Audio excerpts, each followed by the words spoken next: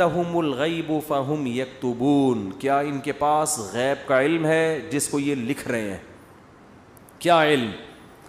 یہ خوش فہمی کا شکار ہیں. دیکھو جتنے بھی لوگ جو مذہب کو فالو نہیں کر رہے, حقیقت میں وہ اس خوش فہمی میں مبتلا ہیں کہ ہمیں کچھ بھی ہونے والا نہیں ہے. جیسے ہماری حالت اچھی ہے, ہمارا فیوچر بھی ایسا, یا تو مر کے ختم ہو جائیں گے, اور اگر مل بھی گیا تو کوئی برا نہیں, ہم کو برے تھوڑی ہیں, ہم کوئی برے تھوڑی ہیں. تو اللہ نے اس کا جواب دیا کہ کیا ان کے پاس فیوچر کا علم ہے پہلے سے؟ مستقبل کے بارے میں کبھی بھی بات کی جائے گی تو علم کے بغیر نہیں کی جا سکتی. کوئی آدمی کہہ رہا ہے نا فیوچر میں ایسا ہونے والا ہے, تو آپ اس سے دلیل پوچھیں گے آپ کو کس نے بتایا؟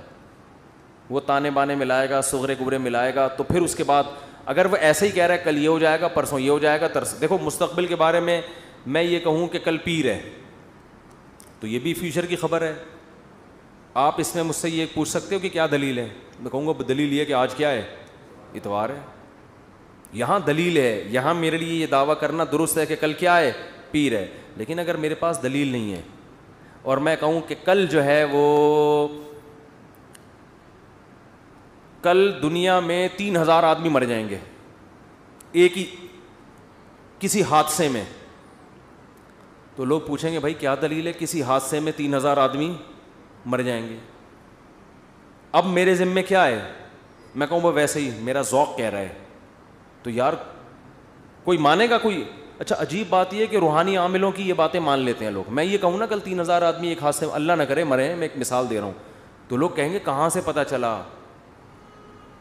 لوگ کہیں گے بھائی جھوٹ بول رہے, اس کو کس نے بتایا؟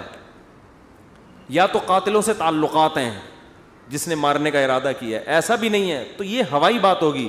لیکن یہی بات روحانی عامل کرے گا تو لوگ کیا کریں گے؟ حضرت کا علم ہے بھائی, حضرت کے پاس بولو علم ہے. ابھی روحانی عاملوں پہ نہیں جاؤں گا, پھر میں معین اختر کی طرح نا بلب کے رشتہ داروں کو بھی, تو اب تو میں روحانی عاملوں کے رشتہ داروں کو بھی اچھے الفاظ سے یاد نہیں کرتا. رشتہ داروں سے مراد وہی جو بلب کے رشتہ دار تھے. اب آپ کہیں گے بلب کے کون سے رشتہ دار ہوتے ہیں؟ ہمارے ہاں کبھی بھی جس بندے کو برا کہا جاتا ہے گالی اس کو نہیں دی جاتی, ہمیشہ اس کے رشتہ داروں کو ہمیشہ گالی دی جاتی ہے. یہ ہمارے ایک ٹرینڈ چل نکلا ہے. تو قرآن کہتا ہے کہ ام عندہم الغیب فہم یکتبون. کیسے دیکھو ہمیں جھنجھوڑ رہا ہے قرآن کہ تم اپنے بارے میں کیوں فرض کر کے بیٹھے ہوئے ہو کہ تمہیں کچھ بھی ہونے والا نہیں ہے, تمہیں سزا نہیں ملے گی. یہ تمہیں کس نے بتایا ہے؟ فاصبر لحکم ربک ولا تکن کصاحب الحوت. جب نبی یہ مطالبے کرتے تھے تو پھر بھی آگے سے کوئی رسپانس نہیں ملتا تو انسان کو بے انتہا تکلیف ہوتی ہے کہ کن پتھر دل لوگوں سے واسطہ پڑا ہے. تو قرآن کہتا ہے فاصبر, اے نبی آپ کیا کرو؟ صبر کرو. ولا تکن کصاحب الحوت, مچھلی والے یونس کی طرح جلباز مت بنو. حضرت یونس علیہ السلام کی قوم نے بھی یہی سلوک کیا, لیکن یونس علیہ السلام چاہتے تھے جلدی سے فیصلہ ہو اور اپنی قوم کو چھوڑ کے نکل گئے. تو اللہ نے اس پہ آپ کی تنبیہ کی, تو آپ بھی اے نبی جلد بازی مت کریں. تو یہ نبی کے ذریعے سے ہمیں بھی بتایا جا رہا ہے کہ آپ حق کی دعوت دیتے رہیں, اور یہ نہ دیکھیں کہ یہ جو اللہ کے نافرمان لوگ ہیں, جو حق کو نہیں ماننے والے لوگ, وہ پھر بھی پھل پھول رہے ہیں. اس ٹینشن میں مت آؤ, کیونکہ اللہ انصاف کرتا ہے مگر اس میں دیر ہوتی ہے, اندھیر نہیں ہوتی. وہ لے گا انتقام, ان کو اپنے حال پہ چھوڑ دو. یہ اللہ کی حکمت اسی کا تقاضا کرتی ہے, چھوڑ دیا جائے اپنے حال پہ. آج جو اہل حق ہے نا ان کو بہت تکلیف ہوتی ہے کہ جب یہ ہم صحیح بات کر رہے ہیں لیکن آگے جواب جو مل رہا ہے وہ کیا مل رہا ہے؟ الٹا, کوئی مان کے نہیں دے رہا. تو اللہ فرماتے ہیں وَلَا تَكُنْ كَصَاحِبِ الْحُوتِ إِذْ نَادَى وَهُوَ مَكْظُومٌ.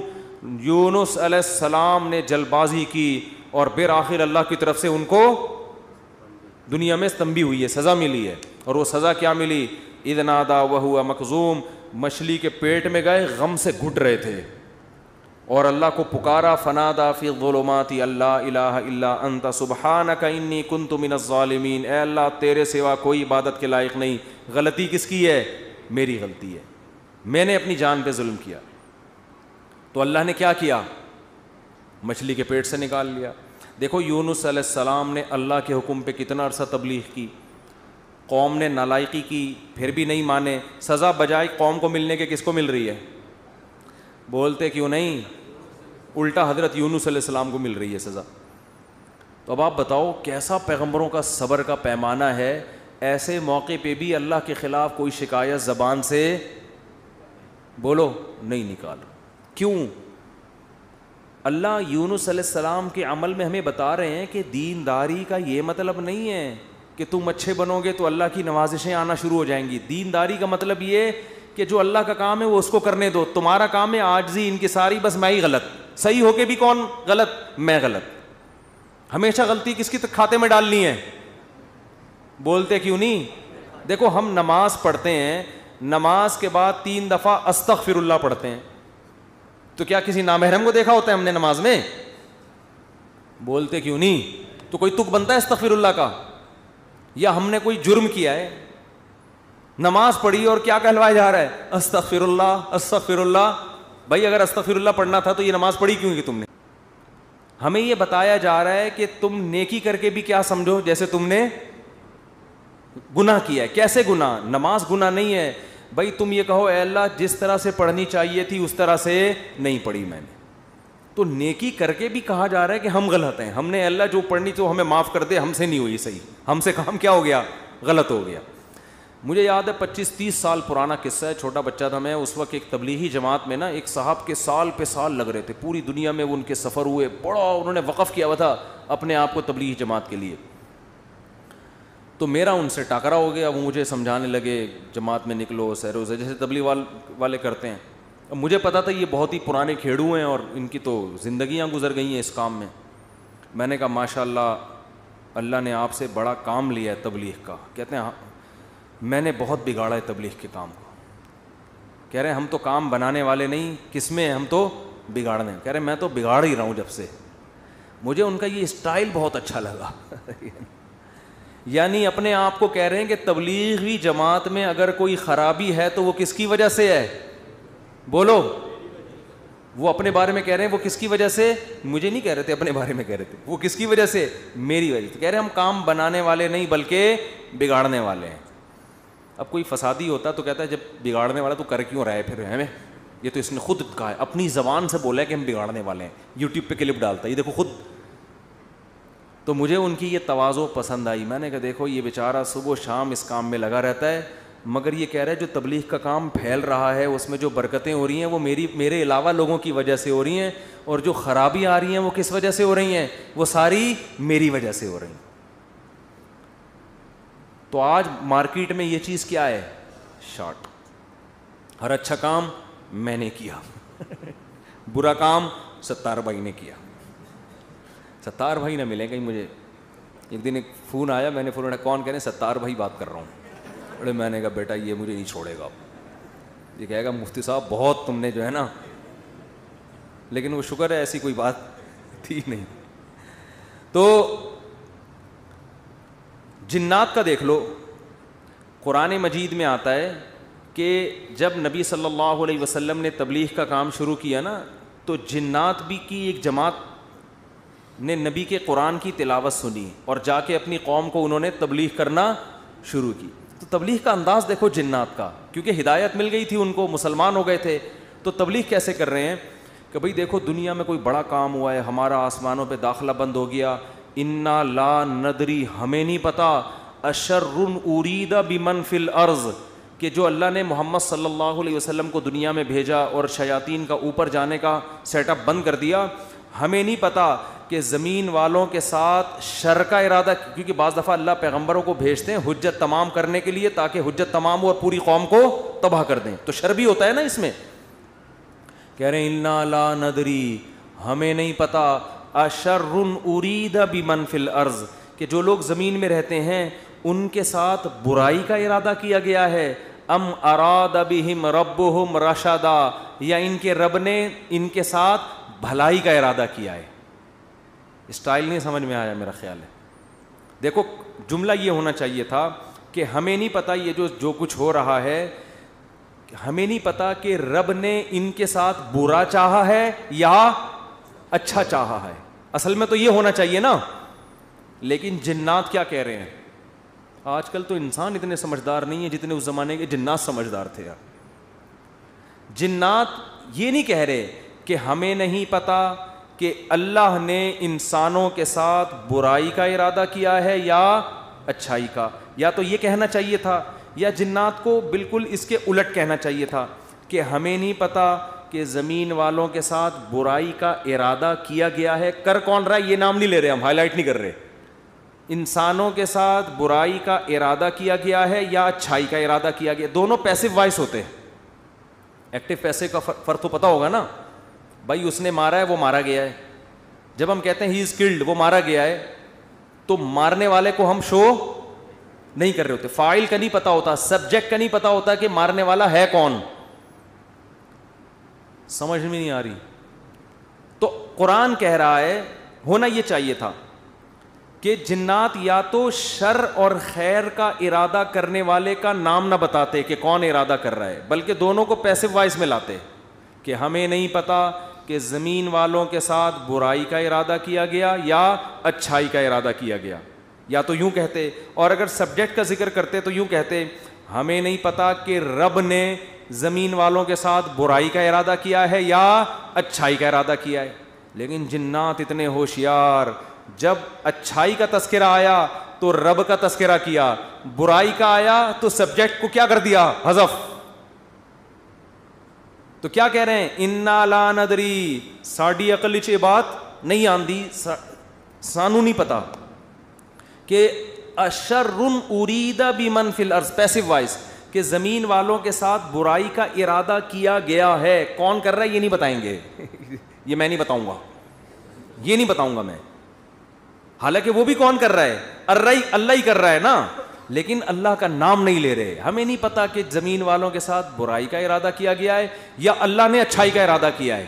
اچھائی کی جب بات آئی تو اللہ کی طرف نسبت, برائی کی بات آئی تو وہ بھی تو اللہ ہی ارادہ کر رہا ہے, لیکن اللہ کا نام ذکر نہیں کر رہے. ادب کی وجہ سے کہ بھائی برائی اگر ہو رہی ہے تو اللہ تو کر تو رہا ہے, لیکن انسانوں کی حرکتوں کی وجہ سے ہو رہا ہے, تو گویا انسان خود ہی کر رہے ہیں اپنے ساتھ. یہ اللہ تو محض ایک خالق ہے, کر کون رہے ہیں, یہ خود ہی کم وقت کر رہے ہیں. اچھائی ہو رہی ہے تو پھر اللہ کر رہا ہے.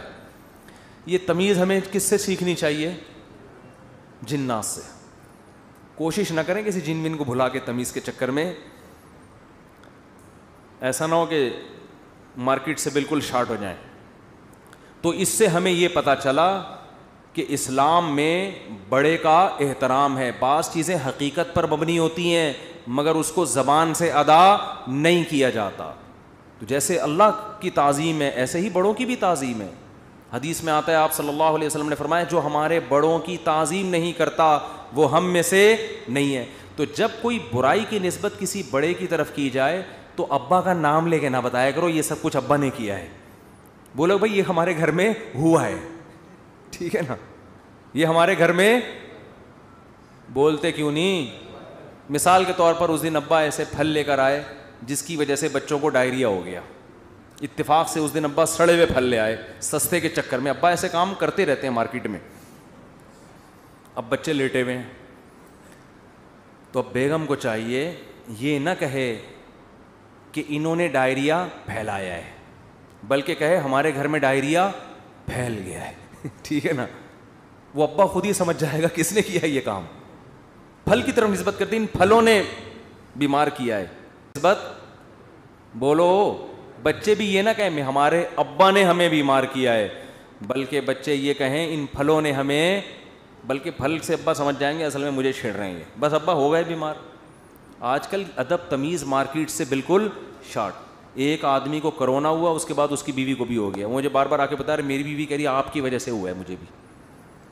اب دیکھو اس آدمی کو تو ٹینشن ہوگی نا یار, وہ ہو گیا اللہ کی طرف سے ہو گیا, نہیں پہلے آپ کو ہوا تھا تو آپ کی وجہ سے کس کو ہوا ہے, مجھے. اسی طرح شوہر بھی بیوی پہ بلی ڈال سکتا ہے, تمہیں ہوا تھا تمہاری وجہ سے مجھے ہوا ہے. بھائی کس کی وجہ سے ہوا ہے, بس اللہ کی قدرت ہے, ہو گیا. چھوڑو وہ کون گلے ملا تھا آپ سے, کس نے آپ کی طرف منہ کر کے چھینکا تھا.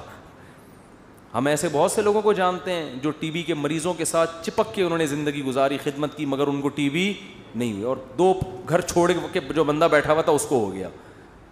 تو آج کل نا یہ تمیز مارکیٹ سے شارٹ ہو رہی ہے. بڑے چھوٹے کا ادب کیا ہو رہا ہے, ختم, فوراً بلی ڈال دیتے ہیں اس نے کیا یہ. تو اگر کیا بھی ہو بھائی نسبت مت کرو, تقدیر کا حصہ بھائی ہو گیا ہمارے ساتھ. قرآن دیکھو ابراہیم علیہ السلام کیا کہتے ہیں, وَإِذَا مَرِضْتُ فَهُوَ يَشْفِينِ. کیا خاندانی کلام ہے یار. حضرت ابراہیم کہہ رہے ہیں جب میں بیمار ہوتا ہوں اللہ مجھے شفا دیتا ہے. حالانکہ بیمار کون کرتا ہے, وہ بھی تو اللہ ہی کر رہا ہے نا. تو کہنا تو یہ چاہیے تھا کہ اللہ ہی بیمار کر کے اللہ ہی مجھے ٹھیک کر دیتا ہے. تو سوال ہے اس میں اللہ کی تعریف کی کیا ضرورت ہے, بیمار بھی تو اسی نے کیا تھا. لیکن اللہ کی حمد و ثنا کر رہے ہیں, بیمار تو میں ہو جاتا ہوں, شفا کون دیتا ہے, اللہ. تو یہ ادب تمیز سکھایا جا رہا ہے کہ انسان کے بچے بن کے زندگی گزارو, بڑے چھوٹے کا ادب کرو. القابات بھی بڑے چھوٹے کے لیے الگ الگ ہونے چاہیے. تو خیر قرآن کیا کہتا ہے, اے نبی فاصبر, آپ نے کیا کرنا ہے, صبر کرنا ہے. تو ہمیں بھی ترغیب دی جا رہی ہے کہ ہم یہ نہ سمجھیں کہ ادھر ہم دعوت دیں گے ادھر فوراً لوگ ہماری دعوت پر لبیک کہیں گے. جس کو جو بات سمجھائیں گے 2 منٹ میں اس کی سمجھ میں وہ بات آ جائے گی اور وہ بالکل ہمارے نظریات کے مطابق ہو جائے گا, اور اس طرح ہم ہنسی خوشی زندگی گزاریں گے. لوگ یہی کہتے ہیں, پھٹے اسی پہ ہوتے ہیں نا. باپ کہہ رہا ہو یار میں بیٹے کو سمجھا رہا ہوں, کم وقت کی سمجھ میں ہی نہیں آ رہا.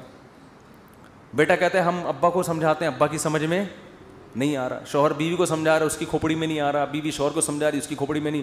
اپوزیشن حکومت کو سمجھا رہی ہے, حکومت کی سمجھ میں نہیں آ رہا. حکومت اپوزیشن کو سمجھا رہی ہے, اپوزیشن کی سمجھ میں نہیں آ رہا.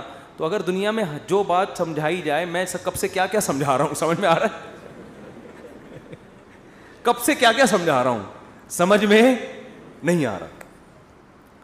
تو اگر ایسا ہی دنیا میں نظام ہو جائے کہ ادھر سمجھایا ادھر سمجھ میں آ گیا, تو سب ہنسی خوشی زندگی گزارنا شروع ہو جائیں گے. وہ ایک شاعر ہے ہندوستان کا, ان کا نام ذہن سے نکل گیا, طراز کر کے آتا ہے, پتہ نہیں ایچ ایم طراز ہے, کچھ ایم طراز کر کے آتا ہے, بڑے زبردست شاعر ہیں. میں نے جب ان کی ایک دفعہ شاعری سنی نا تو مجھے بڑا, اس لیے نہیں کہ مجھے نہیں پتہ کیسے آدمی ہیں, اچھا ہی ہوں گے, لیکن مجھے اردو سے لگاؤ ہے, محبت ہے. تو ہندوستان کے شاعروں میں بڑی زبردست شاعری ہے اردو کی نا. تو میں نے جب اس بندے کی شاعری سنی, میں نے کہا یار یہ 2014 کی بات ہے. میں نے کہا اس بندے سے ملاقات کا دل چاہتا ہے, اس نے اردو پہ بڑی محنت کی ہے. تو اللہ کی قدرت, یہ جو عمرہ ہے نا, عمرہ یہ مسلمانوں کے لیے بہت بڑا ایک ذریعہ ہے آپس میں کمیونیکیشن کے لیے. یہ میں نے انگریزوں کی کتاب میں یہ بات پڑھی ہے, گوروں نے لکھا ہے کہ مسلمان سائنسدان جو بہت بڑے بڑے حکیم بنے نا, جنہوں نے جڑی بوٹیوں پہ ریسرچ کی, اس کی ایک بہت بڑی وجہ مسلمانوں کا حج ہے. کیونکہ حج کرنے کے لیے کہاں کہاں سے, ساؤتھ افریقہ سے اور کہاں کہاں سے دنیا سے لوگ آتے تھے. وہ پیدل جنگلوں سے گزرتے اور اس میں جڑی بوٹیوں پہ تحقیق کرتے تھے. آپ ذرا حکیموں کی, پرانے حکیموں کی کتابیں پڑھیں نا, ایسے ایسے جڑی بوٹیوں کے خواص لکھے ہیں. آدمی کہتے ہیں انہوں نے ان کو یہ پتہ کہاں سے چلی. تو وہی حج اور عمرے سے جو مسلمانوں کے سفر ہوئے ہیں, پھر مختلف ملکوں کے لوگ آ کے عمرے میں ایک دوسرے سے ملتے ہیں, ایک دوسرے کی تہذیبیں سیکھتے ہیں, سکھاتے ہیں. یہ مسلمانوں کے لیے یہ بہت بڑا ایک ذریعہ بنا ہے. یہ بیت اللہ جو ہے نا, یہ مسلمانوں کو آپس میں کنیکٹ کرنے کا صدیوں سے ایک بہت بڑا ذریعہ ہے. یہاں کے ترکی, پاکستانی, انڈونیشیا سب آ کے کیا ہوتے تھے, مل جاتے ہیں. تو میری خواہش تھی, میں نے کہا یار کبھی ان سے سلام دعا ہو جائے تو اچھا ہے, خوشی ہوگی. تو وہ میں نے ویسے ہی, انڈیا کے کچھ لڑکے بیٹھے ہوئے تھے, بیت اللہ میں عمرہ کیا ہم نے. میں نے کہا یار وہ ایک شاعر ہے, انہوں نے کہا اتفاق سے عمرہ کرنے آیا ہوا ہے. میں نے کہا میری ملاقات کرا دو. تو مجھے نہیں پتا تھا وہ مجھے جانتے ہیں. تو جب ملاقات ہوئی, انہوں نے کہا میں تو آپ سے خود بہت دنوں سے ملنے کا مشتاق, آپ کے بیان سنے بڑا مزہ آتا ہے. اس وقت میرے آڈیو بیان ہوتے تھے. تو بات کیا کر رہا تھا میں, تو ان کا ایک شعر تھا, شعر ہی بھول گیا. شعر کا ایک جملہ مجھے یاد ہے, کیونکہ ہم ہر چیز آدھی یاد کرتے ہیں نا. وہ ابتدائی عشق میں دل ہوا یوں خراب آدھا والا شعر کی وجہ سے.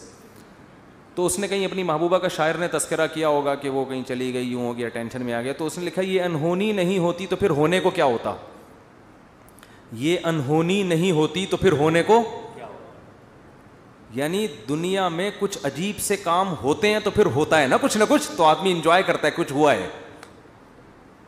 یعنی اگر شاعر کا تخیل بیان کر رہا ہوں, ایسا نا آپ اس شاعر کو کہیں کون سی معشوقہ تھی تمہاری مارکیٹ سے شارٹ ہو گئی, مفتی صاحب نے ہمیں بتایا, شاید ہم پولیس بھیج کے. وہ شاعروں کا کلام کا کچھ بھی مطلب نکالا جا سکتا ہے.